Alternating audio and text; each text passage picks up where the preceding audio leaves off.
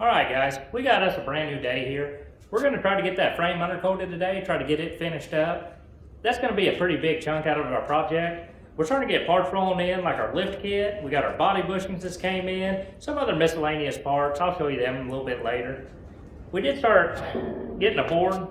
Decided to keep the total on our parts, what all we're getting, and it just, that number gets higher and higher, makes you a little bit depressed, but I don't know. Might be good towards the end. We might just erase it, I don't know. We'll see what happens. So let's get to it. All right, getting rid of the driver's side tank. You can see the rust all in it. This tank's just roached, it's ruined. We're gonna do away with the crossover lines. There's the selector valve. Do away with it. We're gonna loop the passenger side tank, which is clean and in very good shape, straight into the fuel lines, which the fuel lines look very good running up. So does the brake lines to the front of the truck, which is really going to save a lot of time. I was thinking about having to put new brake lines on it. There's also more stuff to get rid of. This is some stuff they had rigged on there for their fuel system. The exhaust has got to go. We got new body bushings ordered. These were rusty, crusty. Time to get rid of them. Get a nice, quiet, smooth ride. We got to change out the power steering. The lines were left off of it. You can see there's stuff all down in it, dirt, grime. We know the one on the parts truck works, so switch it out and won't have no problems. But we're getting a plan, getting parts ordered.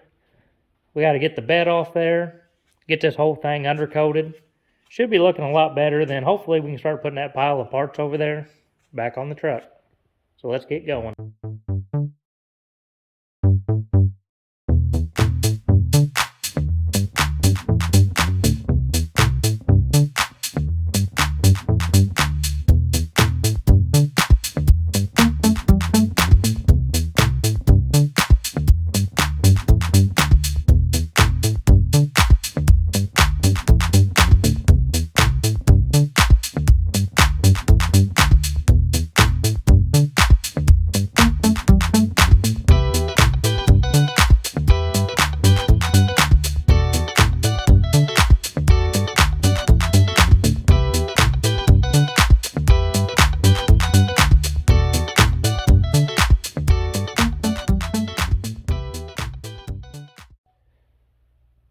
Son of a gun, we about got this thing stripped down.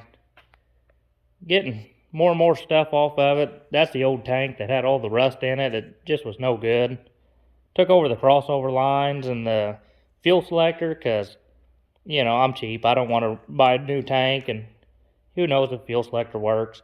Got the old exhaust off too, which is good. We're reaching the point now where we are almost stripped down as far as we got to go. Just a few little things left.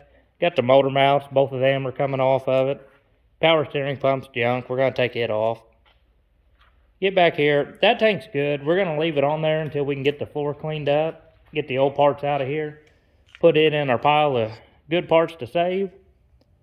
Once we reach that point, we'll be able to start cleaning this thing up and try to get some paint on it.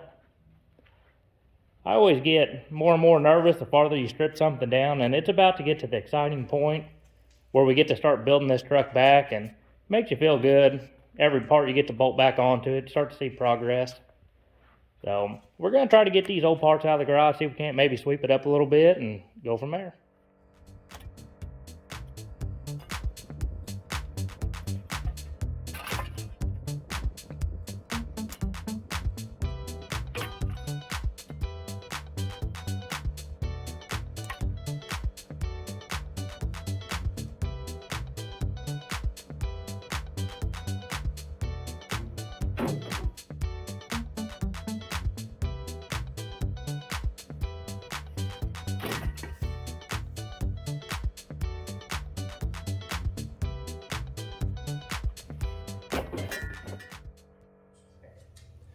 Alright, as you guys can see, we missed out on some filming.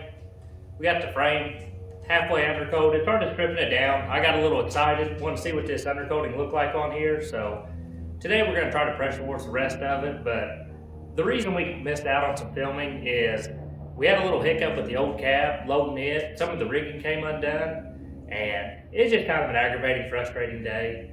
Used my truck back in here to get the bed. My Dodge ended up breaking down. Had the parts to fix it, they were the wrong ones, sent us the wrong parts, so just kind of a frustrating day and just kind of tinkered a little bit, but we're ready to get back on track, see what we can do today.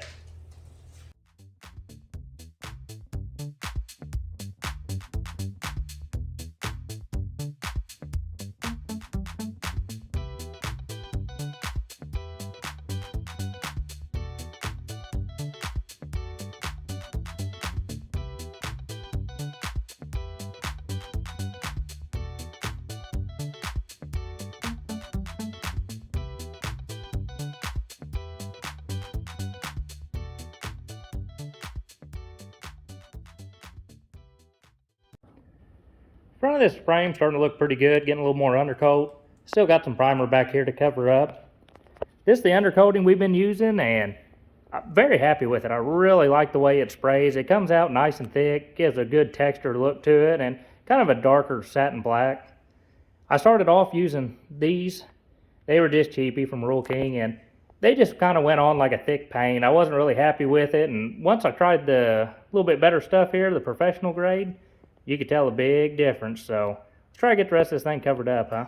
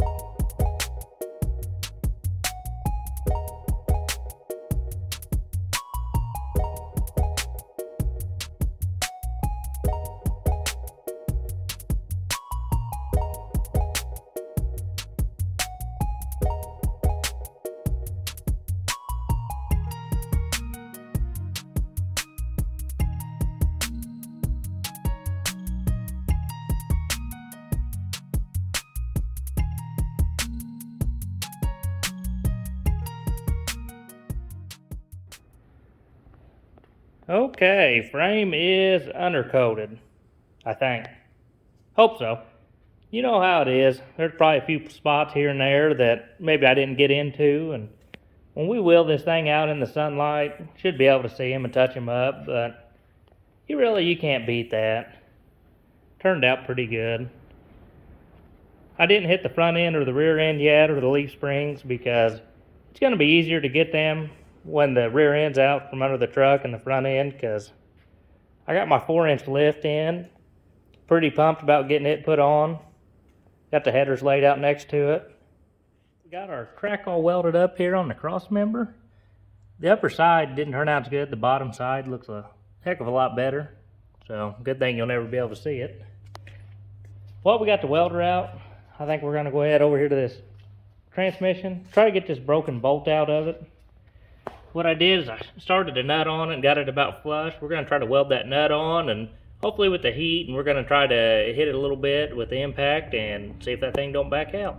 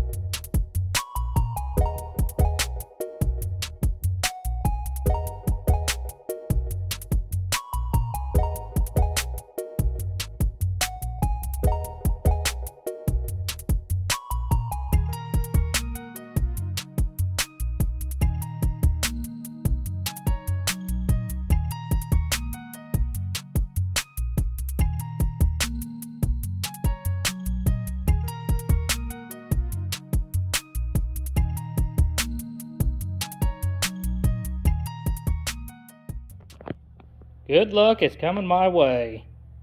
3 nuts welded on, all 3 of them twisted off, kept breaking the bolt off farther and farther. Didn't have much, welding an old wrench to it, and I tell you what, that is just sweet, sweet sound right there. I got it to where it'll move back and forth about I don't know, 1/4 inch or so. We're just gonna keep rocking it back and forth and see if we can't get that bolt rest way out.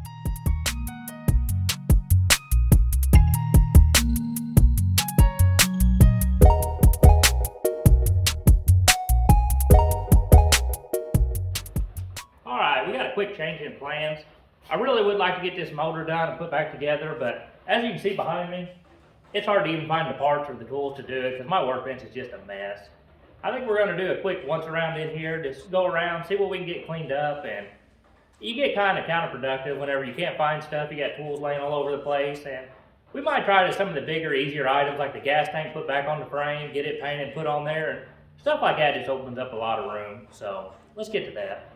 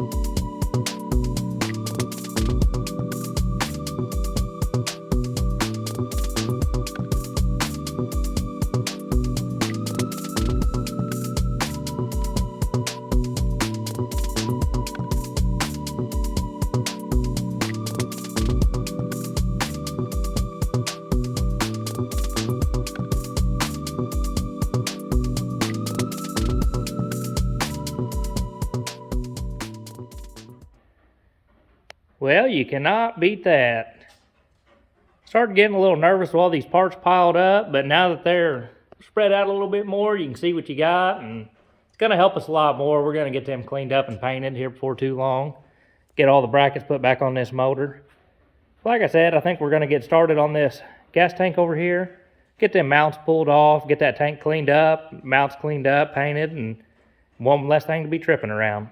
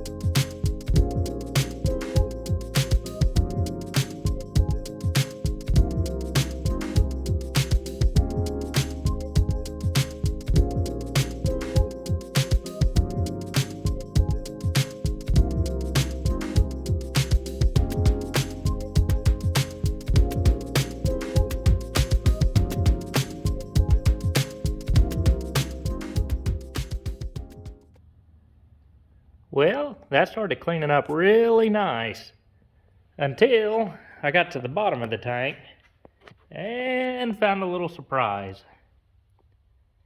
They had some kind of putty fuel tank stop leak or something over all that, where it was pitted so bad.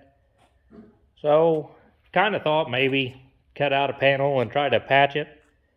But you look over here where the strap was too, there's another hole, and the inside of the tank looked clean, but as bad as this thing is pitted, I think $150 for a new tank is just going to be some safe insurance, and you ain't going to have no more problems out of it. So, a little bit of wasted time, but that's just how it goes. You work on something that's this old, bound to run into it. Well, I tell you what, guys, that fuel tank sure is frustrating, but what are you going to do on the truck this old? We're probably going to wrap things up there, and hope to see you guys for part 4.